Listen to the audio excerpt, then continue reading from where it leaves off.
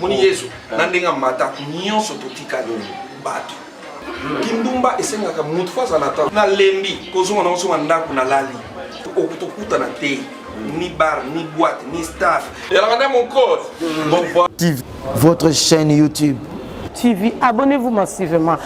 YouTube et jouissance herba Marc Maswaku TV et Marc Maswaku TV. Marc Maswaku TV. La émission Kitoko veut dire Marc Maswaku TV et les soubino ba etando ekena bino donc il bo zapper mingi te bo landa makamba bien. Marc Maswaku TV. Marc Maswaku TV. Bota la chaîne Oeza Bino. Chaîne yo Ememi makambo ebele. Abonnez-vous, abonnez-vous, abonnez-vous. Ma fanatique nanga nyonso na bengi no bo s'abonner na Marc Maswaku TV bozala de cité. Marc Maswaku TV. Abonnez-vous. Émission mate bandolika na wana ezala politique, ezala théâtre, nyonso ezali. Donc bo sanuité. Abonnez-vous, abonnez-vous, abonnez-vous. Moi je m'abonne, pourquoi pas toi? Très bien. Très bien. Très bien. C'est Lola Ndezofuta. Très bien. Bao baza édifié na kati bako zala ba témoignage Marc Maswaku Tiganzama Pambola Bino, c'est votre humble serviteur, le révérend pasteur Onésime Mouzama. Que Dieu vous bénisse. Marc Maswaku TV, TV à solo. Merci partout dans le monde. Aux Hollandais, aux États-Unis, Europe, Asie, puis Océanie, en Afrique, précisément la RDC, la Congo démocratique. C'est bel et bien votre émission Art et Métier. Art et Métier, c'est émission sur le Baptiste, c'est la montagne. Trois ans, on a un Lomobani sur le plan de métier, vous avez la balle, et vous avez un son pour tout le théâtre, tout le théâtre, tout le et bel et bien, je suis facile, c'est votre humble serviteur, Tati, tu aimes impeccable. Tati, mon côté, les serviteurs de tous. Alors, les serviteurs de tous, on a une surprise. Aux autres, nous caillons, dans ma belle, la licorne, la peine, nous avons été. Mais si vous voulez partir à art et métier, abonnez-vous, c'est votre chaîne, Maswaku, Marc Maswaku TV. Abonnez-vous, vous ne serez pas déçus. Ça, dans le nom précieux et merveilleux de Jésus. Dans ce plateau, je suis avec un artiste, vraiment un grand artiste de notre pays. C'est le président Caleb. Président Caleb. Sans plus tarder, TV Zangoura. Bonjour président. Bonjour pasteur. Ah, bonjour. Ah, on est un pasteur consacré là. Ah, au serviteur de tous. C'est Tati mon côté. Dans ce film, vraiment, art et métier. Art et métier, nous avons beaucoup de art et métier. Alors, tu y as mis le nom on m'a donné le son la chaîne où ils ont fait ça, ma soeur, et Nicolo, on a mis que vous pouvez la raconter, mais Marc Maswaku TV, Marc Maswaku TV, Macam. Merci président, tous avez vraiment mon laïté, historicité na yo. Au bandele wapi, utawapi, salinini, peni, c'est que le lot à Calais, vous à Calais. Bon, avant tout c'était une idée. Moi je dis toujours, les idées vaut de l'or. Dans la vie, tout ce qui a été créé, ça venait d'une idée. Alors dans la vie, il faut créer des idées. Alors il m'a dit comme une idée. À Lagos, à l'époque, j'étais encore trop jeune. J'ai habité Lagos. Quand je suis revenu, en 99, et puis j'ai prié chez le pasteur Gervais, et puis Nazaré Moutou n'a pas film nigérien, donc Moutou Aya n'a pas film nigérien. On voyager, c'est normal, on va s'y cater, donc Kaladouan n'a pas de avion, on va boire du polo. Makamboya et Bandara déjà, c'était à l'époque déjà, je suis revenu de Lagos. Et puis, dans Ebandeli, j'avais contacté le pasteur, un des grands pasteurs de l'époque. Et puis, on a commencé la vision.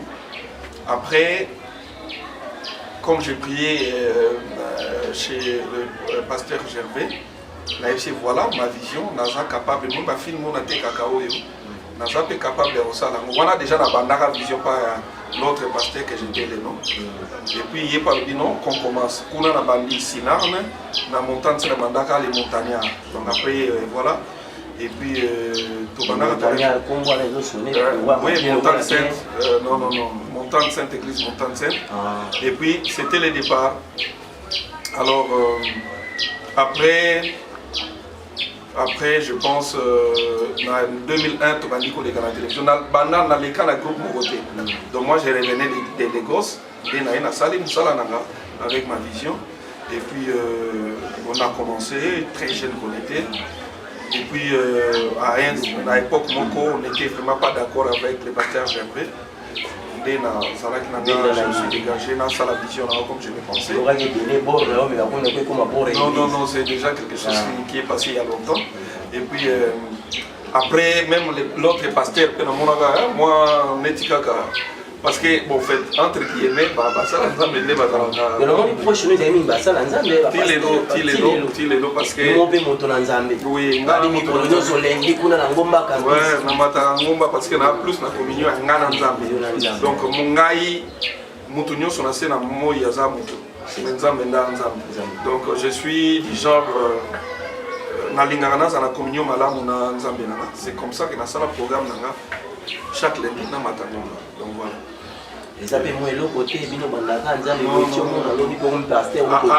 Non, sauf qu'on a la pasteur déjà parce que n'a pas pasteur. Ouais, on a gagné en Christ. Pasteur Chalet pas on a s'abonner. Même on a gagné en Christ. Si devenir pasteur, on a tous les atouts. Les autres ont un père spirituel, il y a la monésie, mais j'arrivais de yon gagner. Ngam na gagné parce que lui ne priait pas. Lui ne priait pas pendant qu'on s'en là dans l'église traditionnelle tout ça. Et puis je lui ai dit na kotile qui na kati il y a un groupe nanga.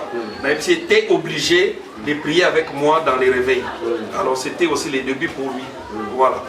Bozomona quand on théâtre. Mais j'ai gagné beaucoup de gens. Beaucoup de gens. Dans Sinar, on a plus de 10 pasteurs. Plus de 10 pasteurs. Baza plus de 10 Baza, artistes et comédiens, plus de 10 pasteurs. Donc Baza, nous, chez nous, c'est d'abord l'éducation évangélique. Il y a un monde comment on encadre la bataille. Oui, qui par la grâce de Dieu, le lot, pour maintenir, pour garder, permettez-moi de la place à groupe évangéliste. Non, bon, pas du tout place parce que tous les gens à l'époque, mon commission peut-être. Je pense que évoluer à PKK, c'est un groupe ami. Mais nous, en fait, moi je suis du genre, je ne lâche pas quoi.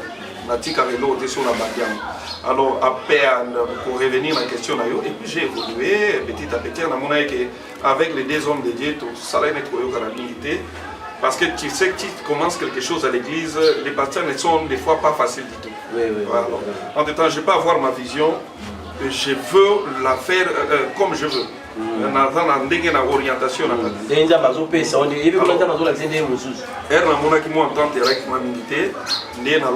lieu que nous soyons dans une église, soyons un groupe autonome, mais que nous ayons un encadré. Et depuis lors, nous sommes toujours pasteur Flavien Mouyamba qui encadre notre groupe. Et puis voilà, on continue la vision et puis les autres qui nous notre parcours les amalambes, pour nous ça l'idée à cinéma. Mais on est côté kaba CD parce que là le parcours na yo. Acteur préféré na yo. Tout ba groupe préféré on va dire qu'on préfère mais on tendait côté kaba parce que pour monter ça mon popo en fait na bête lio que na wuta ki Lagos. Na wuti Lagos, na wumela rapé na Lagos. Donc j'étais plus en fait dans l'environnement des milliers de films nigériens. Donc Zalaka vraiment un idole dans le Congo. À part peut-être quand j'étais petit, j'aimais beaucoup les films en Ngobo. Ouais. Et puis j'ai passé le temps à Lagos. Mon acteur que j'aimais beaucoup là-bas, un acteur nigérien.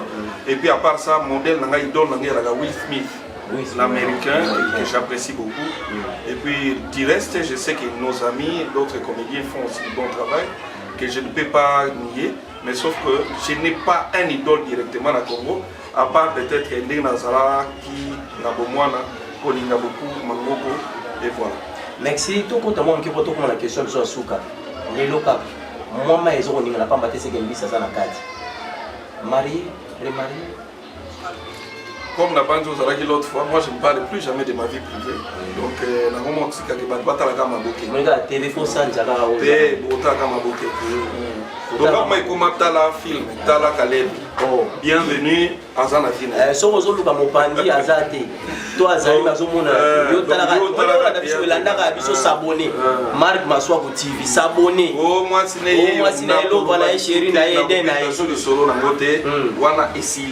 parce que l'homme congolais, il est toujours derrière les vies des gens. Non, mais laisse tomber, chacun sa vie. Donc voilà. Donc parce que c'est ça l'homme congolais, il veut tout savoir. Entre temps, on a toujours que on est adepte à diable. Parce que Moussala, Satan, est un grand songueur. Il parle toujours des gens. Alors, oh, nous sommes l'obaka makambabatu.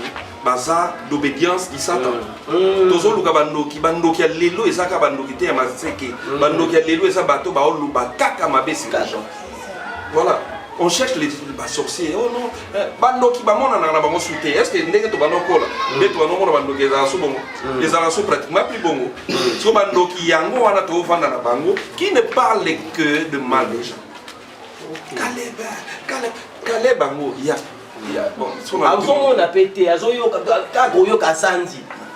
Déjà moi-même là je suis difficile à voir. Alors, parce que tout le monde a donc je suis déjà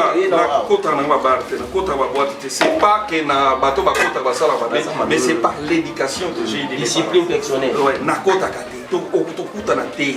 Ni bar, ni boîte, ni staff, ni mine. Je suis à la maison ou dans mon bureau, j'écris mes scénarios. Aujourd'hui, j'ai produit plus ou moins 8 films par mois. Ce n'est pas une mince affaire. Et aujourd'hui, j'en ai fait plus de 600 films déjà réalisés. Banana, Benz, Quartier Konda, il y en a plein. Mon travail me préoccupe énormément, occupe mon temps énormément. À 5 heures, je scénario. J'ai une chaîne YouTube, j'ai une chaîne de télévision thématique na psia kaka ba théâtre. So nazana temps mingi te moninga temps ezaka mingi te. Malgré tout ces et puis ba muso ko ndumba tala ki ndumbe senga temps. Senga ka posa na temps. Non mais ça demande du temps. Bimisa biloko, bimisa ba yo sanja. Kindumba esenga ka mutu fois à la temps. Ozoyoka yo mutu nga. Déjà na la mungi 5 heures. Na bandi okoma na vendre le montage, nazana tournage 23 heures.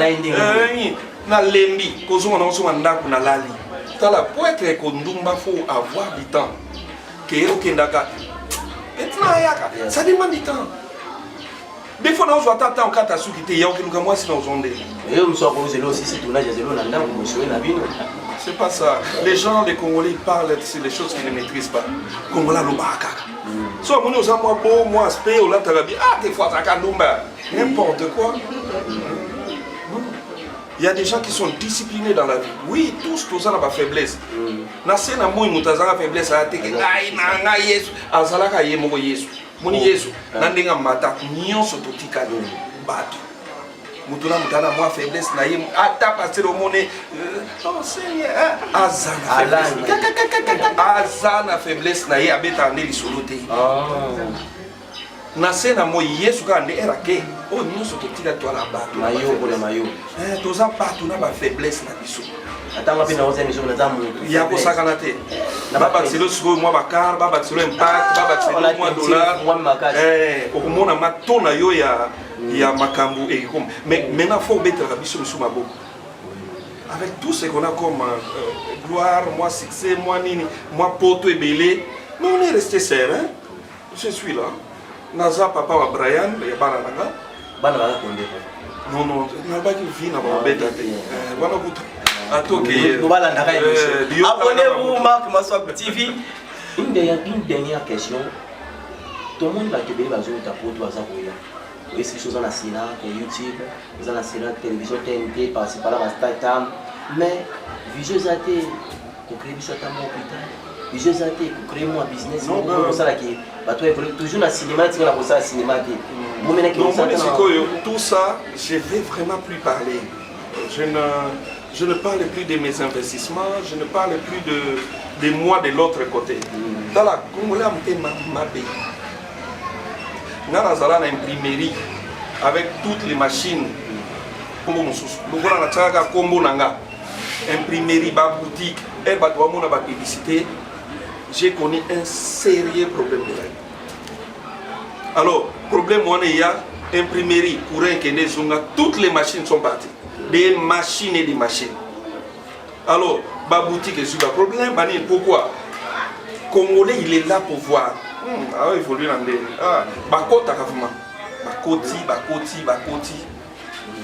Alors, ce qui est important maintenant, ne plus jamais parler même de ces investissements. Ça, là, quand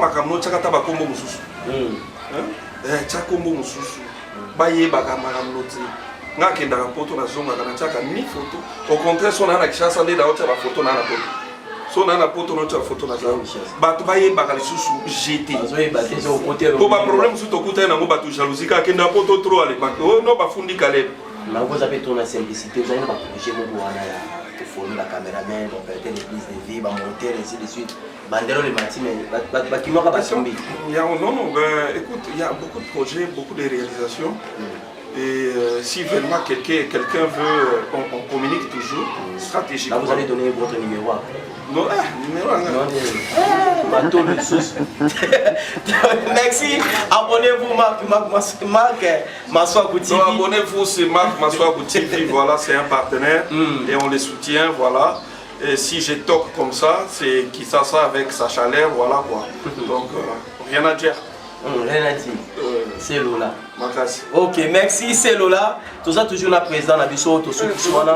C'était bien votre émission Art et Métier. Art et Métier. Merci pour l'année présent. Alors, ma camonaï, vous a privé, tout est en week moi, donc, vous avez raté. C'est là que l'année biso, pensez pour l'année biso. Vous abonnez-vous, Marc Maswaku TV. Et présente au si on peut le mot de la fin, il y a une 4e émission. Ouais, ben voilà, Naya qui visite Kota la Ndekonangai à Sali Sarakitovo, voilà. Marc Maswaku qui vraiment Sali centre moko hospitalier pour aider la population, surtout que vraiment Mokeza, en tout cas jusque les années vraiment il y a beaucoup de choses qui est bon, Mokeza vraiment moi bien tenant. Alors à ça l'initiative Malamou avec $30 comment je peux dire au s'inscrire dans le centre naïe, c'est tout à fait net mutuel mokoboye. $30 naïwana ça te permet il y a des soins, il y a santé pendant une année. Évidemment qu'il y a quand même la maladie qui est compliquée. Yo moko yebi que ça maladie moko ko coûter biso 7000 yo yeka qu'on a 30 on a quoi pour c'est la ça. Bon, en tout cas venez inscrire famille pour que à tout moment moi malaria, moi typhoïde parce que c'est ça le quotidien du Congolais et comment le voit la malaria la typhoïde. Ngai ça fait 22 ans que je n'ai plus eu ça parce que na menace malaria na menace typhoïde na banda obela trop et na banda na kingabwa. Pour le souci quand les swingai na malaria non melakisite obima typhoïde non melakisite obima so binité na kulimu sur le et puis pendant la salle de déclaration ça fait 22 ans ni l'hilaria ni typhoïde et l'eau y a mais en attendant on sait que beaucoup de gens souffrent énormément chaque jour et voilà les centres masse Dallas. En tout cas, ils ont la carte à Kingabwa Madrande, Kingabwa sans fil, vers l'école Monano 1, Boya et Belé pour inscrire ma famille Nabino, et évidemment Ekosunga. Parce que, voyez, par exemple, si vous avez 5 dans la famille, ça te fait carrément $150. À tout moment que Moko Nabino a causé moi problème, moi malaria, moi typhoïde, moi Bania Malibou, moi Nini, tu l'amènes rapidement, et ça sur l'avenue Bateke numéro 19 717. 19 717. Voilà.